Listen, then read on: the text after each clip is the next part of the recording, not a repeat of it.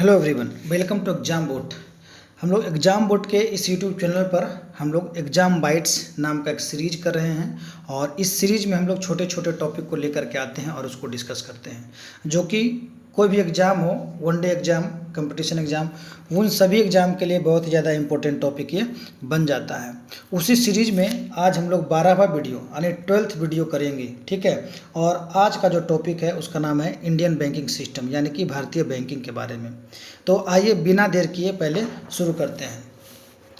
यूरोपीय पद्धति पर आधारित भारत का पहला बैंक कौन सा है? यानी सिंपल अगर आपसे पूछे कि फर्स्ट बैंक ऑफ इंडिया, यानी कि भारत में सबसे पहला बैंक किस बैंक को स्टैब्लिश किया गया था, तो बैंक ऑफ हिंदुस्तान। कौन सा बैंक? बैंक ऑफ हिंदुस्तान, जो कि 1770 ईस्वी में इस्टेब्लिश किया गया था, ठीक है। और ये जो बैंक एस्टेब्लिशमेंट है वो कहाँ पे हुआ था? कोलकाता में हुआ था, ठीक है। क्योंकि कोलकाता में जब ब्रिटिश लोग भी इंडिया में आया था तो कोलकाता को ही अपना हेड ऑफिस, कोलकाता को अपना राजधानी बनाया था। तो जितने भी बैंक जो शुरुआत में आया, बहुत सारा बैंक का हेडक्वार्टर कोलकाता हुआ करता था। तो बैंक ऑफ हिंदुस्तान, ठीक है, यूरोपीय पद्धति पर सबसे पहली बार भारत का पहला बैंक 1770 में बना। सीमित देयता के आधार पर प्रथम भारतीय बैंक, सीमित देयता मतलब होता है, इंग्लिश में इसको कहते हैं लिमिटेड लायबिलिटी। तो लिमिटेड लायबिलिटी के आधार पर प्रथम भारतीय बैंक अवध कमर्शियल बैंक, जो कि कहाँ पर बना था? फैजाबाद उत्तर प्रदेश में बना था। फैजाबाद उत्तर प्रदेश में यह बैंक बना था। कब बना था? तो ये बैंक बना था 1881 में। कब बना था? तो 1881 में। अब देखिए, लिमिटेड लायबिलिटी का मतलब क्या होता है? लिमिटेड लायबिलिटी का मतलब होता है कि जितने सारे पार्टनर्स मिलकर के ये बैंक खोलेंगे या कोई बैंक खोलेंगे तो उन सभी पार्टनर्स का लायबिलिटी लिमिटेड होगा। लिमिटेड मतलब कि वो एक प्रॉफिट शेयरिंग रेशियो बता देगा, प्रॉफिट और लॉस शेयरिंग रेशियो, कि अगर बैंक डूब जाता है तो आपको इतना देना, इतना पे करना है। अगर बैंक प्रॉफिट भी कमाता है तो आपको इतना देना है। यानी कि जब अग्रीमेंट होगा पार्टनरशिप में तो हो सकता है कि अग्रीड रेशियो कुछ भी हो, 50-50 हो या फिर 20-20% हो, जितने सारे पार्टनर्स रहेगा उसको बांटा जाएगा। तो अगर आपसे पूछे सीमित देयता या लिमिटेड लायबिलिटी के आधार पर कौन सा बैंक सबसे पहली बार भारत में बना था, तो उसका नाम था अवध कमर्शियल बैंक, जो कि 1881 में फैजाबाद उत्तर प्रदेश में बना था। अब है नेक्स्ट, पूर्ण रूप से भारत देश का पहला बैंक। भारत देश का पहला बैंक, ठीक है, हम लोग का इंडिजीनियस बैंक कह सकते हैं इसको, इंडिजीनियस बैंक, जो कि 1894 में, कब? 1894 में, 1994 नहीं, 1894 में सबसे पहली बार भारत में भारत का बैंक बना। उस बैंक का नाम था पंजाब नेशनल बैंक। कौन सा बैंक था? पंजाब नेशनल बैंक, ठीक है, पंजाब नेशनल बैंक। तो पंजाब नेशनल बैंक का जिस समय ये स्टार्ट किया गया था, इसका हेडक्वार्टर कहाँ था? इसका हेडक्वार्टर था पाकिस्तान में, इसका हेडक्वार्टर था, ठीक है, पाकिस्तान में इसका हेडक्वार्टर था। जब हम लोग 15 अगस्त 1947 को अलग हुए तो बैंक भी हमारे यहाँ इंडिया में आ गया, पंजाब नेशनल बैंक, ठीक है। भारत का केंद्रीय बैंक यानी कि सेंट्रल बैंक के बारे में बोल रहा है, तो भारत का केंद्रीय बैंक का नाम क्या है? तो भारतीय रिजर्व बैंक, भारतीय रिजर्व बैंक।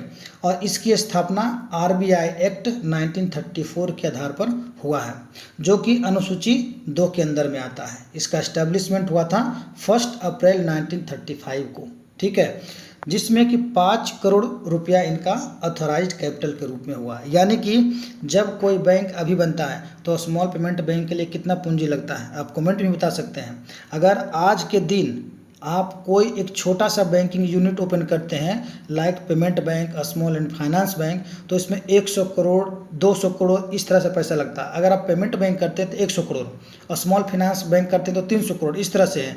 अगर फुल फ्लेज बैंक करते हैं प्राइवेट बैंक तो 500 करोड़ रुपया रिक्वायरमेंट है।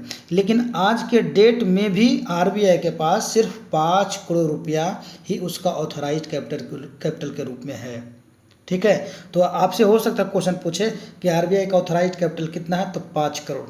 आरबीआई का एस्टेब्लिशमेंट कब हुआ? तो 1 अप्रैल 1935 को। कौन सा एक्ट के तहत? तो आरबीआई एक्ट 1934 के तहत हुआ, जो कि अनुसूची 2 में आता है, ठीक है। आरबीआई 1935 में बना, तो 1935 के पहले कौन सा बैंक भारत में रेगुलेट करता था बैंकों को? तो एसबीआई का काम था, ठीक है। एसबीआई को, मतलब एसबीआई तो नाम नहीं था, उसका नाम था इंपीरियल बैंक।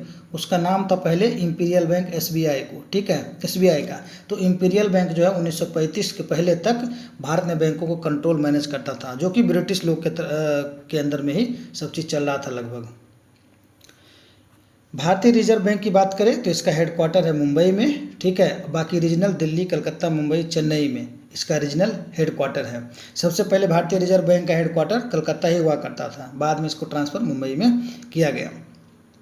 इसका राष्ट्रीयकरण कब किया गया RBI का? तो 1 जनवरी 1949 को, यानी कि 1947 को हम लोग आज़ाद हुए, तो आफ्टर 2 ईयर्स, ठीक है, आफ्टर 2 ईयर्स RBI का नेशनलाइजेशन किया गया। अब यहाँ पर नेशनलाइजेशन का क्या मतलब होता है? नेशनलाइजेशन मतलब होता है कोई भी एक ऐसा संस्था जिसको कोई भी स्टेट गवर्नमेंट या फिर कोई भी सेंट्रल गवर्नमेंट या फिर कोई भी वैलिड गवर्नमेंट का अथॉरिटी उसको टेक ओवर करता है, जिसमें कि majority of the share holding government of India या फिर स्टेट गवर्नमेंट का रहेगा।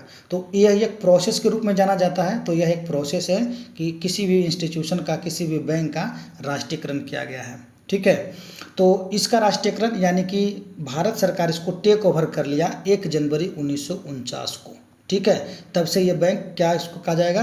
राष्ट्रीयकरण हो गया। हेडक्वार्टर मुंबई। भारत का सबसे बड़ा बैंक, ठीक है, भारत का सबसे बड़ा सरकार का बैंकर तथा बैंकों का बैंक भारतीय रिजर्व बैंक को कहा जाता है। यह बैंक है जिसका वित्तीय वर्ष, ये देखिए आपका एग्जाम पॉइंट ऑफ व्यू से इम्पोर्टेंट होगा, ठीक है। भारत का, देखिए, भारत का सबसे बड़ा बैंक कहे या फिर सरकार का बैंकर कहे तथा बैंकों का बैंक कहे, ठीक है। तो बैंकों का बैंक कहे तो कौन सा बैंक होगा? भारतीय रिजर्व बैंक। अब देखिए, नॉर्मल जो एक वित्तीय वर्ष होता है वो स्टार्ट होता है 1 अप्रैल से। कब से स्टार्ट होता है? 1 अप्रैल से। कब तक चलता है? 31 मार्च तक चलता है। यानी जब कोई इनकम टैक्स रिटर्न लगाएगा, जब कोई व्यक्ति, इंडिविजुअल या कोई कंपनी प्रॉफिट करती है तो सरकार को टैक्स देती है, तो टैक्स का कैलकुलेशन 1 अप्रैल से स्टार्ट होकर के 31 मार्च नेक्स्ट ईयर, 31 मार्च तक टोटल 9 महीना इधर और 3 महीना नेक्स्ट ईयर में, यानी टोटल 12 महीने का कैलकुलेट होता है। यानी कि 1 अप्रैल से स्टार्ट होता है फाइनेंशियल ईयर।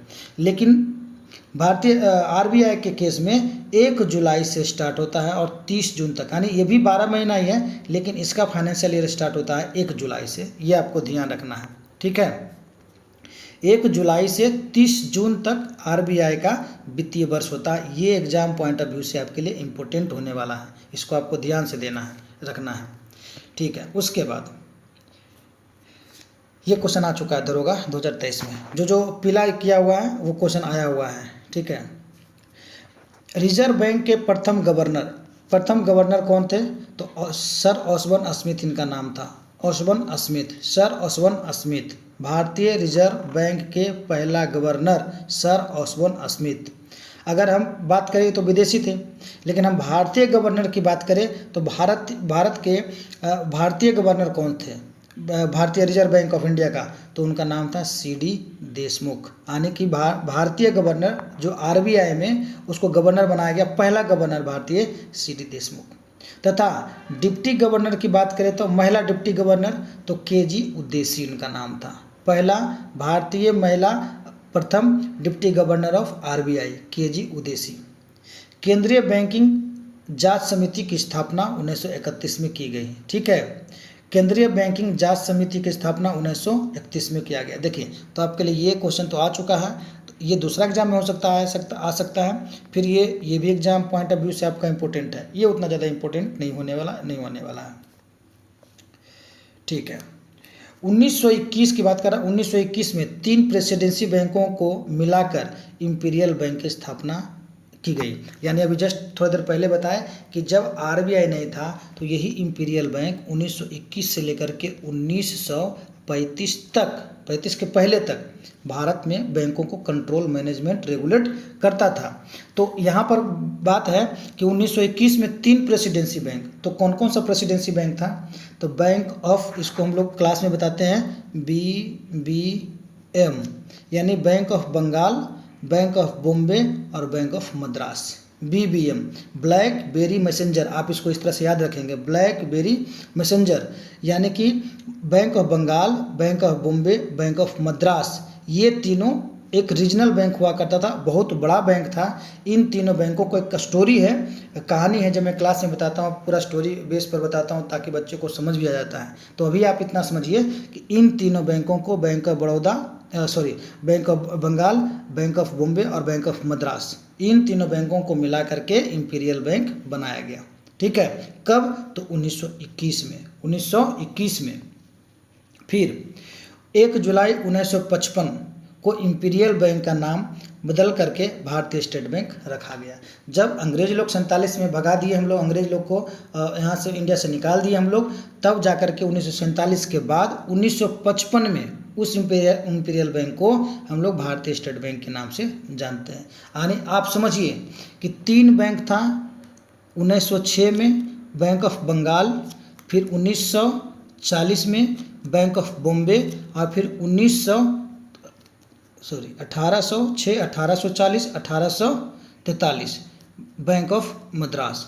इन तीनों बैंकों को सबसे पुराना बैंक माना जाता है। यानी बैंक ऑफ हिंदुस्तान तो बंद हो गया था, उसके बाद सबसे पुराना ये तीनों बैंक हैं। इन तीनों बैंकों को ही मिला करके इंपीरियल बैंक बनाया गया था। और फिर इंपीरियल बैंक को 1955 में, 1 जुलाई 1955 में इसका नाम चेंज करके भारत सरकार इसको टेक ओवर कर लिया पूरी तरह से, और इसका नाम रखा गया भारतीय स्टेट बैंक। ठीक है, अच्छा, ये कौन सा कमेटी था जो इस पर काम किया कि भारतीय स्टेट बैंक नाम रखा जाए? तो गोरे वाला कमेटी। ये एक नाम याद रखिएगा, ये इंपॉर्टेंट हो जाएगा बाबू, ये इंपॉर्टेंट हो जाएगा ये क्वेश्चन। ठीक है, गोरे वाला कमेटी ने किया था। ठीक है भारत का सबसे बड़ा व्यावसायिक बैंक, ठीक है, कॉमर्शियल बैंक कौन सा? सबसे बड़ा कॉमर्शियल बैंक भारत का SBI। 19 जुलाई 1969 को पहली बार 14 बड़े बैंकों का, व्यापारिक बैंकों यानी कि कॉमर्शियल बैंकों का, जिसका कुल जमा यानी कि कुल पूंजी कितना था? 50 करोड़ रुपये और या फिर उससे अधिक, उसका राष्ट्रीयकरण हुआ।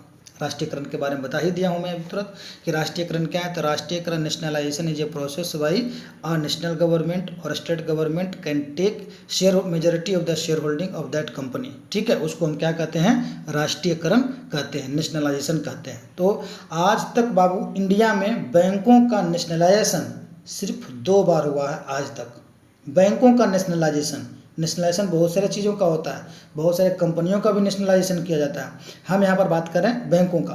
बैंकों का जो प्राइवेट बैंक होता है, प्राइवेट बैंक से उसको सरकारी बैंक बनाना। ठीक है, तो यहाँ पर जो नेशनलाइजेशन है सिर्फ 2 बार हुआ है। पहली बार 1969 में, 1969 में, और दूसरी बार 1980 में। उसके बाद आज तक बैंकों का नेशनलाइजेशन नहीं किया गया इंडिया में।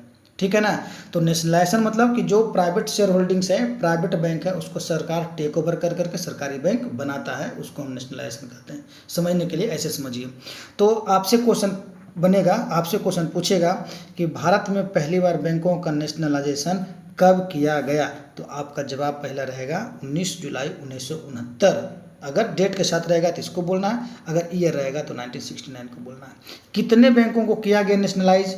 तो 14 बैंक, 14 बैंक को। ठीक है, जिसका पूंजी कितना था? 50 करोड़। बस इतना याद रखना है।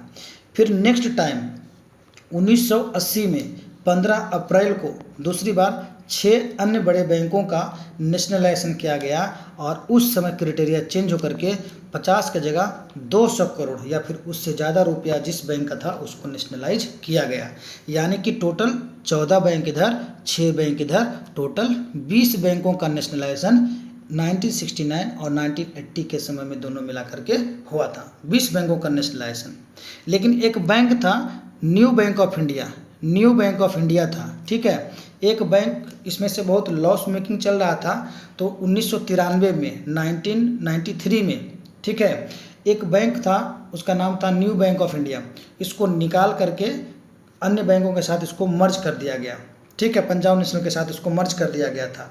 उस समय से हमारे पास 19 नेशनलाइज्ड बैंक था टिल 2014 तक। 2014 के बाद बैंकों का विलय होना शुरू हो गया, और आज के समय में हमारे पास 12 नेशनलाइज्ड बैंक है, 12 नेशनलाइज्ड बैंक है। तो आपको ये दोनों डेट आपको ठीक से याद रखना है। 19 जुलाई 1969, 14 बैंक, 50 करोड़ नेशनलाइजेशन। फिर दूसरा डेटा याद रखना है 15 अप्रैल 1980 को 6 बैंकों का, जिसका पूंजी था 200 करोड़ या उससे अधिक। आगे बढ़ते हैं। भारत में बैंकों का राष्ट्रीयकरण इंदिरा गांधी के समय की संतुष्टि हजारी समिति ने की थी। यानी ये हजारी समिति एक कमेटी बना था जिसका हेड थे हजारी जी। तो उन्होंने कहा था कि मैडम जो प्राइवेट बैंक है उसको हम लोग टेक ओवर करते हैं ताकि वो देश के लिए भी काम कर सके, हम लोगों के लिए भी काम कर सके और उसका जो झुकाव रहे देश को डेवलप करने के ऊपर रहे। तो इसलिए हजारी समिति ने संस्तुति दिया कि राष्ट्रीयकरण बैंकों का किया जाए। ठीक है, आगे बढ़ते हैं। बैंकों का राष्ट्रीयकरण के समय LK झा RBI के गवर्नर थे। यानी जब बैंकों का राष्ट्रीयकरण किया जा रहा था तो उस समय भारत के RBI के गवर्नर थे LK झा। ठीक है, LK झा। वर्तमान में राष्ट्रीयकृत बैंक कितने हैं? अभी जस्ट बताया 12। ये आपको याद रखना है। वर्तमान में राष्ट्रीयकृत बैंकों का संख्या कितना है? 12। नेशनलाइज्ड बैंक 12, 1 दर्जन। देश का पहला क्षेत्रीय ग्रामीण बैंक 2 अक्टूबर 1975 को बनाया गया। क्षेत्रीय ग्रामीण बैंक यानी कि जो रीजनल रूरल बैंक होता है वो बैंक। ठीक है, 2 अक्टूबर यानी गांधी जी का बात से याद रखिएगा, 2 अक्टूबर 1975 को स्थापित किया गया। 2 अप्रैल 1994 को स्थापित UTI unit trust of India UTI bank का नाम बदलकर 30 जुलाई 2007 से एक्सिस बैंक कर दिया गया। यानी आपसे पूछेगा axis what was the old name of axis bank? Axis bank का पुराना नाम क्या था? तो UTI। ठीक है, 2 अप्रैल 1994 को स्थापित इसको किया गया था। ठीक है, तो 30 जुलाई 2007 को एक्सिस बैंक बन गया।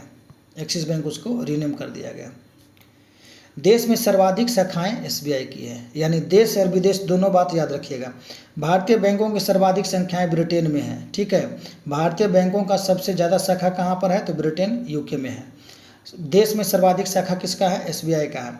विदेशों में सर्वाधिक शाखा किसका है? SBI का है। ये तीनों याद रखिएगा, तो ऐसे भी याद रहेगा।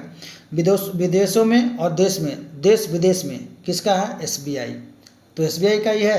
तो अगर पूछेगा कौन सा देश में? तो ब्रिटेन में। यानी कि अंग्रेज जहाँ का था वहीं पे हम लोग का सबसे ज़्यादा ब्रांच है SBI का।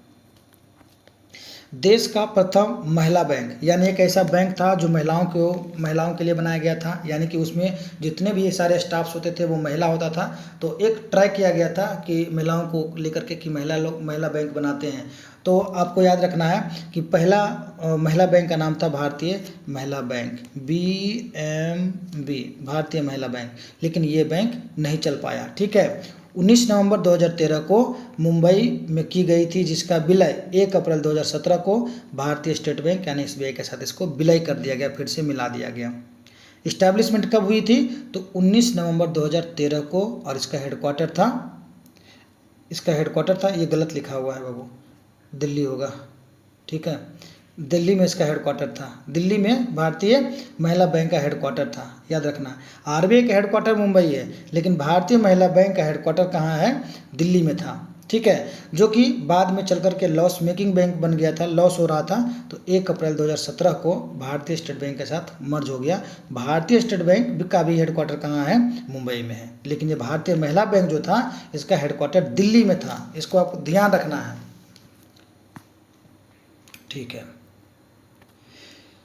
बैंकों में ग्राहक सेवा सुधार से संबंधित समिति का नाम बताइए? तो गोईपुरिया समिति। यानी कि जब हम जाते हैं ना तो बहुत सारा काम जो है अटका हुआ रहता है, काम ठीक से करते नहीं हैं बैंकर्स लोग, ऐसा मतलब देखा जाता है बहुत सारे बैंक में ऐसा।